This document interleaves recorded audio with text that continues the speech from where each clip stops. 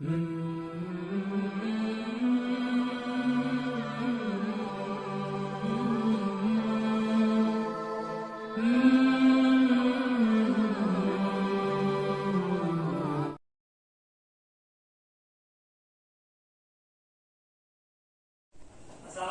warahmatullahi wabarakatuh.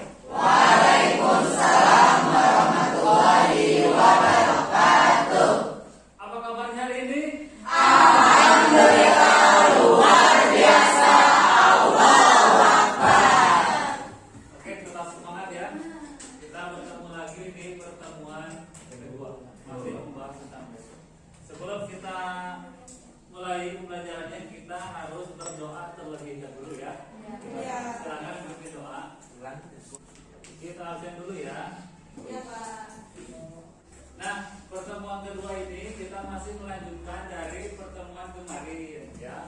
Jika kemarin kita sudah berdiskusi mencari informasi berdasarkan kajian literatur dari internet dan juga wawancara kepada teman sekelompoknya. Kemudian kalian juga tadi sudah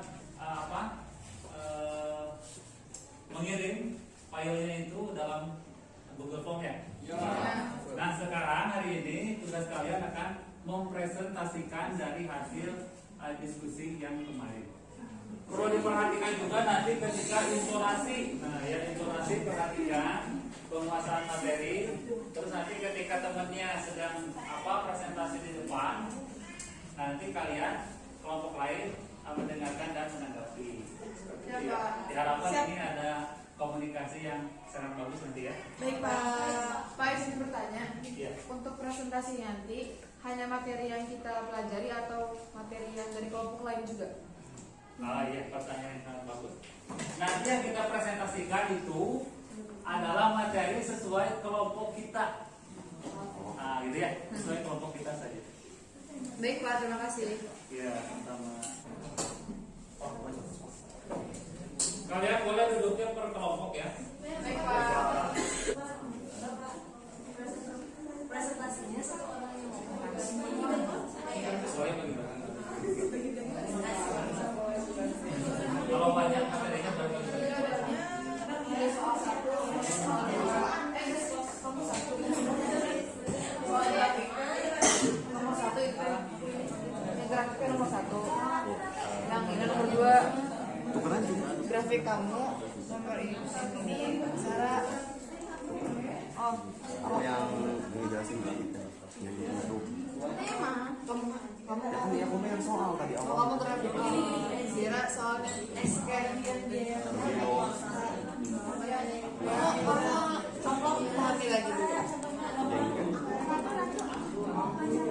Tadi kalau udah fix mas itu konstan karena biar ketat tidak berpengaruh Yang variabel kos tadi variabel kos.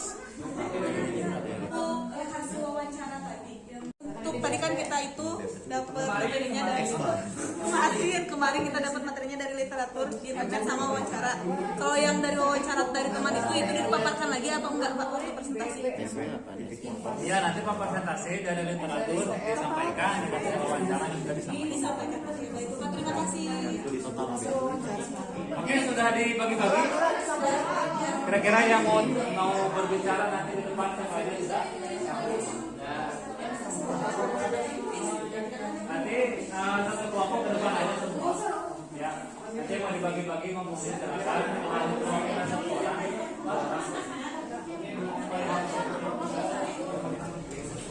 Oke ya. Kita mulai dari kelompok satu. Satu ya, sesuai urutan kalian ya.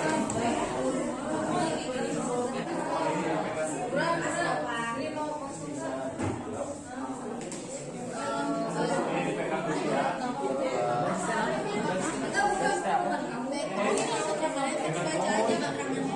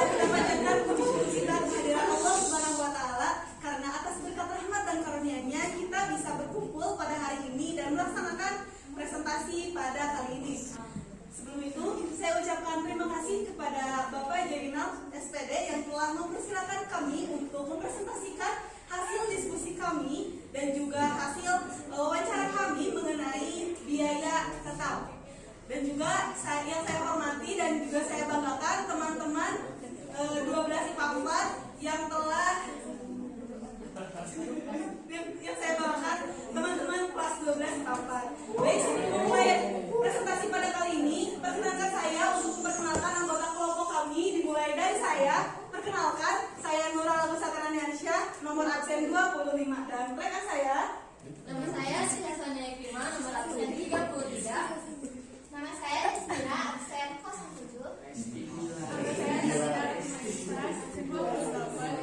Nama saya Dian Dilani Pari, absen 27. Saya Jamal Pembira, absen 5. Baik, tanpa berlama-lama lagi, marilah kita mulai pemaparan mengenai biaya tetap yang akan disampaikan oleh saya sendiri. Oke, teman-teman semua, sebelumnya saya ingin bertanya nih, teman-teman udah tahu belum sih apa itu biaya tetap?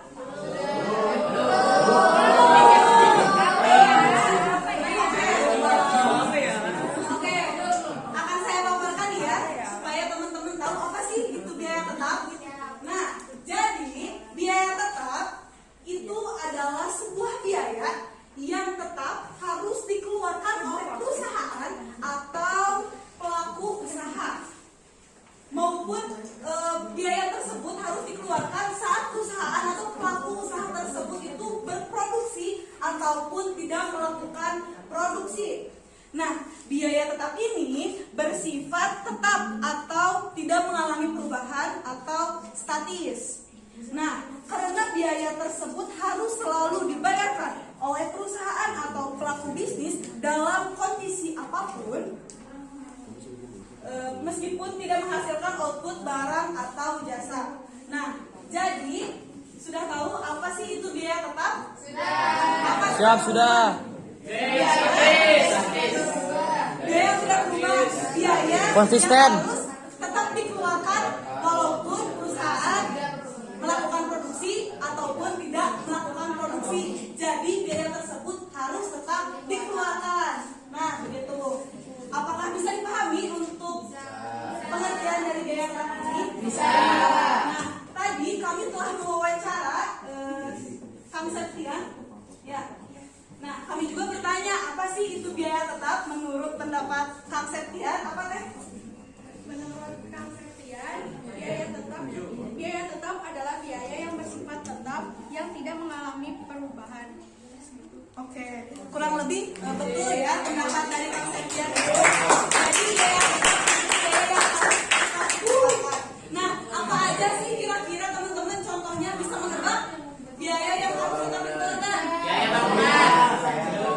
Iya betul, biaya bangunan, gaji karyawan, Listrik. listrik, bisa, air bisa, oke, Tidak akan memaparkan contoh-contohnya mengenai biaya tetap.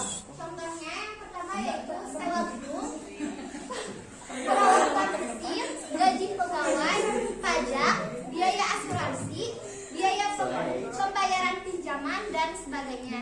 Oke, baik teman-teman semua, mungkin pemaparan dari kelompok kami cukup mengenai biaya tetap. Apakah dari teman-teman semua ada pertanyaan atau tanggapan dari presentasi atau penampilan kami? Silakan angkat tangannya. Silakan. Berdiri. Terima kasih kepada kelompok 1 yang telah memaparkan materinya dengan sangat baik. Saya memiliki pertanyaan. Tadi disebutkan bahwa salah satu contoh fixed cost adalah biaya listrik dan biaya air. Dan itu pun disetujui oleh kelompok 1 bahwa itu termasuk fixed cost kan. Nah, saya ingin minta penjelasannya mengapa biaya listrik dan air ini termasuk ke dalam fixed cost. Mungkin sebelum kelompok 1 menjawab, mungkin ada kelompok lain yang ingin memberikan masukan. Mungkin ada tidak? Pak, izin menjawab. Galang, oke. Kelompok 1 coba perhatikan Galang ini. Saya kira untuk menjawab pertanyaan dari Visi tadi, kita bisa landasi jawabannya dengan pengertian fixed cost terlebih dahulu. Apa sih pengertian fixed cost itu? Pengertian fixed cost adalah biaya yang selalu ada ketika produksi. Nah, jadi kita harus garis bawahi terlebih dahulu selalu adanya, pasti selalu ada gitu kan. Nah, listrik dan air ini pasti kan selalu ada, makanya dimasukkan ke dalam fixed cost juga. Dalam setiap produksinya, dalam setiap produksi barang, listrik dan air itu akan selalu ada. Listrik ada di bagian permotoran, permesinan seperti itu, sedangkan air di bagian pembersihan produknya. Mungkin yang membuat PC ragu dengan listrik dan air dimasukkan ke PIKOS ini karena ada apa sih, ada perbedaan per unitnya gitu kan. Dari kalau misalkan produksinya sekian banyak, airnya sekian banyak, berbeda pasti dengan produksinya yang sedikit dengan air yang sedikit. Mungkin itu aja.